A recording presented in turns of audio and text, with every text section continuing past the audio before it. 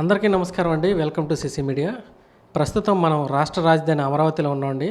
సమయం సాయంత్రం 7 గంటలు దాటింది. 2019 నుంచి 24 మధ్యకాలంలో చంద్రబాబు నాయుడు గారు ఎప్పుడైతే ఎలక్షన్స్లో ఓడిపోయారో ఆ రోజు ఇక్కడ కనిపిస్తున్న రోడ్డు చూడండి, సీడ్ యాక్సిస్ రోడ్. లైట్లు మొత్తం కూడా పూర్తిగా ఆగిపోయినాయండి. ఒక్క లైట్ కూడా లేదు. మరలా 2024లో చంద్రబాబు నాయుడు గారు గెలిచిన తర్వాత ఈ రోడ్లు అద్దాల్లాగా అమరావతి రాజధాని అనేది మిరుమిట్లు గొలుపులాగా ఎలా ప్రకాశిస్తుందో మీరు ఒకసారి చూడండి. ప్రజెంట్ నేను వెలగపూడి దగ్గర స్టార్ట్ చేయను. ఈ రోడ్డు పేరు నెంబర్ వచ్చేసి E3 రోడ్ అండి. దొండపాడు నుంచి మనకి యాక్చువల్గా మణిపాల్ హాస్పిటల్కి అయితే కనెక్ట్ అయ్యేటటువంటి రోడ్డు. ప్రజెంట్ అయితే మంతెన సత్యనారాయణ రాజు గారి ఆశ్రమం వరకు అయితే ఈ రోడ్డు పూర్తయిందండి. అది కూడా 2018లో 21 కిలోమీటర్లు ఉన్నటువంటి ఈ రోడ్లో 18.2 కిలోమీటర్లు అయితే గతంలో చంద్రబాబు గారు ఉన్నప్పుడే పూర్తి చేసినటువంటి రోడ్డు. ఒకసారి చూడండి ఈ మధ్యలో గ్రీనరీని ఎలా అభివృద్ధి చేశారనేది. దాదాపుగా 60 మీటర్ల వెడల్పు ఉన్నటువంటి ఈ రోడ్డు నైట్ టైము ఎంత యాక్చువల్గా మనం హైవేల్లో సిటీస్ దగ్గరకు వచ్చినప్పుడే ఇలాంటి వ్యూ మనకు కనిపిస్తుంది. అమరావతిలో ఈ రోడ్డు మొత్తం కూడా ప్రజెంట్ ఇదే వ్యూ కనిపిస్తుందండి. మనకి ఎక్కడైతే లైట్లు అనేవి వెలుగుతూనే ఉన్నాయో అక్కడ ప్రతి చోట కూడా అమరావతి రాజధానికి సంబంధించినటువంటి కన్స్ట్రక్షన్ అనేది జరుగుతూనే ఉంది.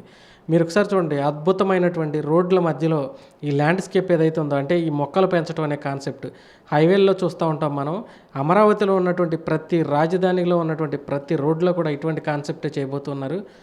అందుకు సంబంధించి మొక్కలు కూడా సంరక్షించే పనిని ప్రభుత్వం ఆల్రెడీ స్టార్ట్ చేసిందండి. అది కూడా అమరావతిలో రోడ్లు వేయడానికి ఎక్కడైతే ఇబ్బందిగా ఉంటుందో ఆ ఇబ్బంది ఉన్న చోట ఉన్నటువంటి మొక్కలన్నింటినీ సంరక్షించి ఒక చోట ప్రస్తుతం అయితే పెట్టి ఉంచడం జరిగింది. ఒకసారి చూడండి, మీకు కనిపిస్తున్న ప్రతిదీ కూడా కన్స్ట్రక్షన్ సైటేనండి. 24/7 వర్క్స్ అయితే ఇక్కడ అమరావతిలో స్టార్ట్ అయినాయి. అమరావతిలో ఏం చేశారు, ఓన్లీ జంగిల్ క్లియరెన్సే చేశారు అనే వాళ్ళకి చెంపపెట్టి లాంటిది ఈ వీడియో. జంగిల్ క్లియరెన్స్ కాదండి, గవర్నమెంట్ సిటీలో ఉన్నటువంటి ప్రతి బిల్డింగ్ కూడా కన్స్ట్రక్షన్ అనేది మరలా స్టార్ట్ అయింది. పునఃప్రారంభం అమరావతికి ఎప్పుడైతే చేశారో అప్పటి నుంచి. ఒక్కసారి ఈ రోడ్డును చూడండి ఎంత బాగుందో. రోడ్ల మెయింటెనెన్స్ కూడా CRDA వాళ్ళు ఎక్సలెంట్గా చేస్తున్నారు. ఈ రోడ్లో ప్రయాణించే ప్రతి ఒక్కరికి తెలుసు రోడ్ల మెయింటెనెన్స్ ఎలా ఉందనేది. 5 ఏళ్ల పాటు జగన్మోహన్ రెడ్డి గారు విధ్వంసం సృష్టించేసి ఈ టైంలో కనుక, అంటే రాత్రి 7 దాటిన తర్వాత ఈ రోడ్లలో ప్రయాణించాలంటే ఏదైనా లైట్లు లేనటువంటి వెహికల్ అయితే మాత్రం చాలా ఇబ్బంది పడిపోయేవాళ్ళు.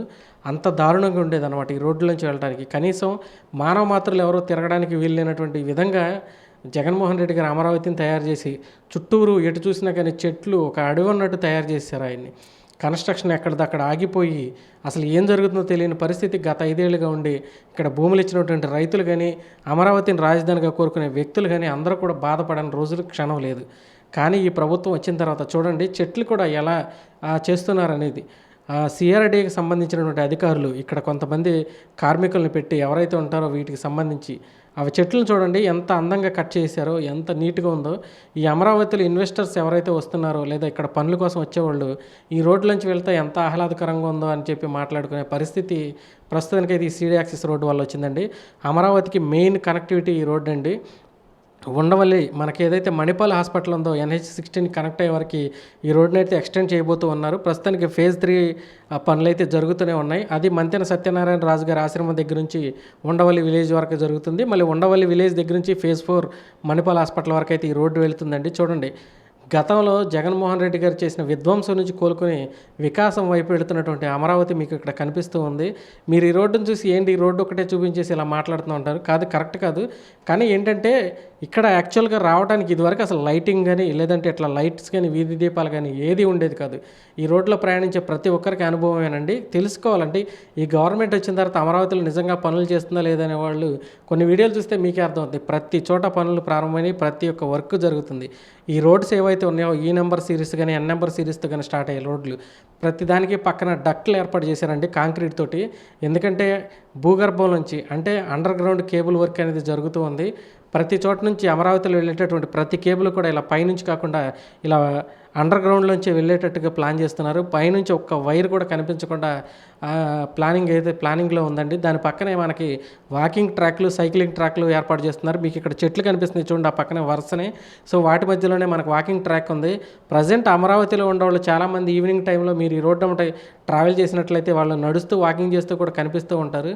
చూడండి చెట్లనేవి ఎంత అందంగా కట్ చేసి ఎంత ఆహ్లాదకరంగా ఉందో. సో, ఇన్వెస్టర్స్‌ని ఆకర్షించాలంటే మనం ప్రదేశం చూపించాలి.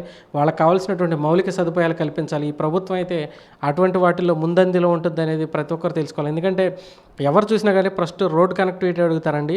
ఈ గవర్నమెంట్ వచ్చిన తర్వాత రోడ్ కనెక్టివిటీ అనేది రాష్ట్రంలో ఎలా పెరిగిందో మీ అందరికీ తెలుసు.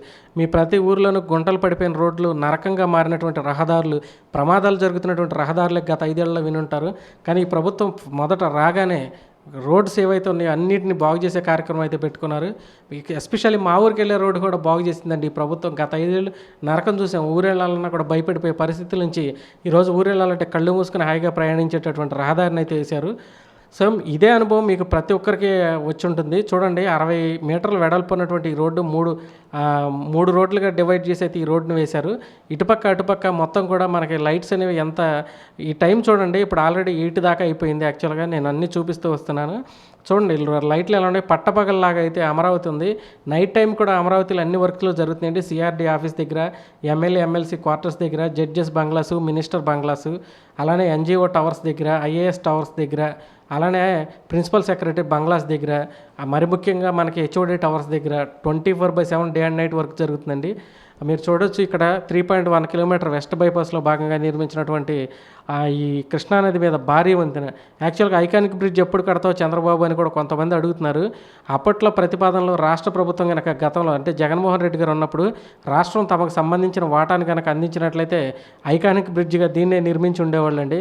కానీ రాష్ట్ర ప్రభుత్వం ఒక్క రూపాయి కూడా అమరావతికి పెట్టుబడి పెట్టకూడదు, జస్ట్ నార్మల్ వంతెనే నిర్మించేయండి అంటే ఈ 3.1 కిలోమీటర్లు ఉన్నటువంటి బ్రిడ్జిని నిర్మించారు.